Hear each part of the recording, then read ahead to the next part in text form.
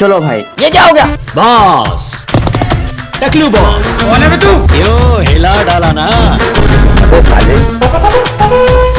लेकिन ये साला कर क्या रहा है? আরে জায়গা তো টাকলা হলি কেন?